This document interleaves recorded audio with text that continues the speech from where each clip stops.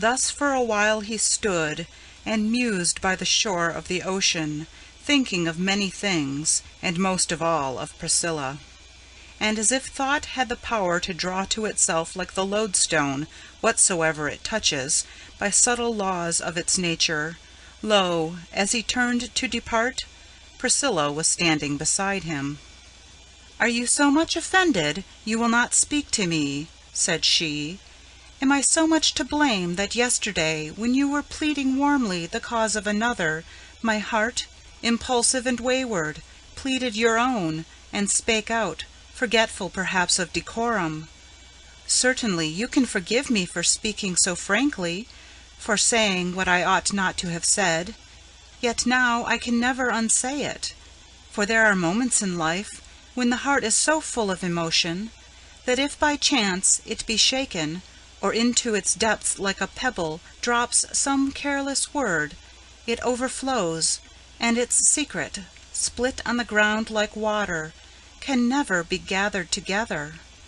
Yesterday I was shocked when I heard you speak of Miles Standish, praising his virtues, transforming his very defects into virtues, praising his courage and strength, and even his fighting in Flanders, as if by fighting alone you could win the heart of a woman, quite overlooking yourself and the rest, in exalting your hero.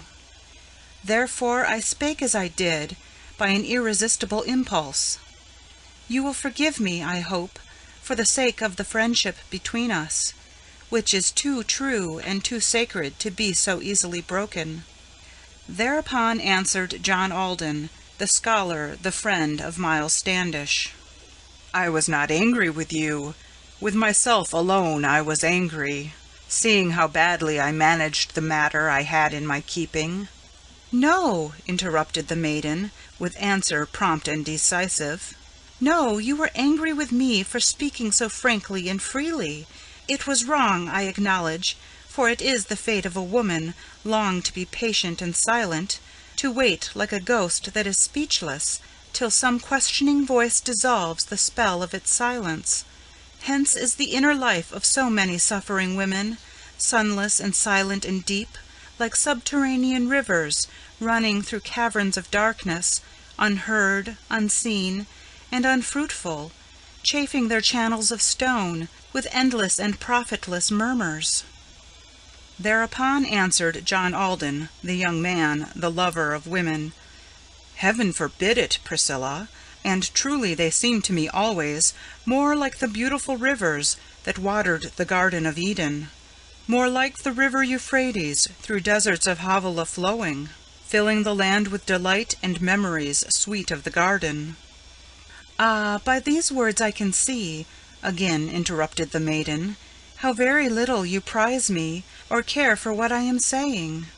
When from the depths of my heart, in pain, and with secret misgiving, frankly I speak to you, asking for sympathy only and kindness, straightway you take up my words, that are plain and direct and in earnest, turn them away from their meaning, and answer with flattering phrases. This is not right, is not just, is not true to the best that is in you. For I know and esteem you, and feel that your nature is noble, lifting mine up to a higher, a more ethereal level. Therefore I value your friendship, and feel it perhaps the more keenly, if you say aught that implies I am only as one among many, if you make use of those common and complimentary phrases most men think so fine, in dealing and speaking with women, but which women reject as insipid, if not as insulting." Mute and amazed was Alden, and listened and looked at Priscilla, thinking he never had seen her more fair, more divine in her beauty, he who but yesterday pleaded so glibly the cause of another, stood there embarrassed and silent, and seeking in vain for an answer. So the maiden went on, and little divined or imagined what was at work in his heart that made him so awkward and speechless. "Let us then be what we are, and speak what we think, and in all things keep ourselves loyal to truth and the sacred professions of friendship.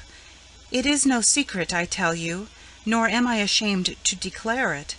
I have liked to be with you, to see you, to speak with you always.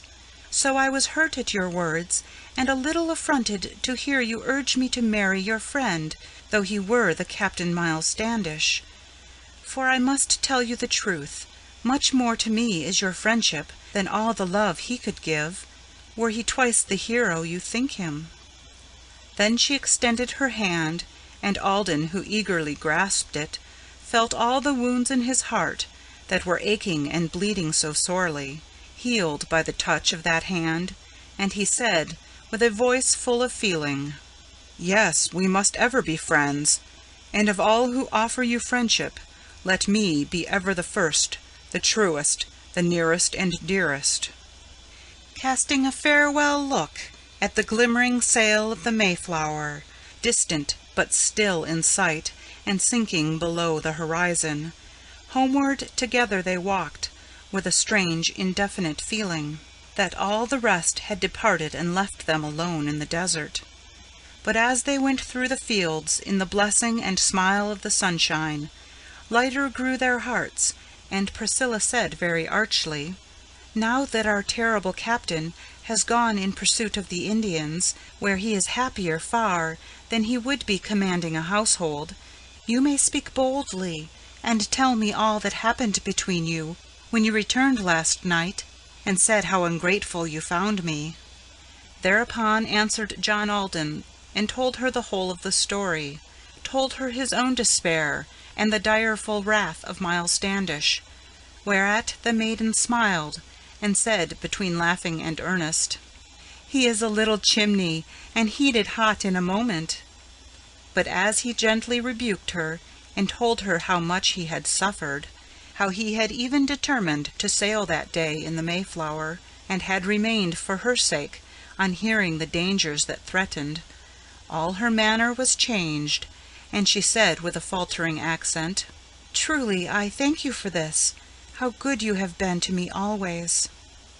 Thus, as a pilgrim devout who toward Jerusalem journeys, taking 3 steps in advance and 1 reluctantly backward, urged by importunate zeal and withheld by pangs of contrition, slowly but steadily onward, receding yet ever advancing, journeyed this Puritan youth to the Holy Land of his longings, urged by the fervor of love and withheld by remorseful misgivings.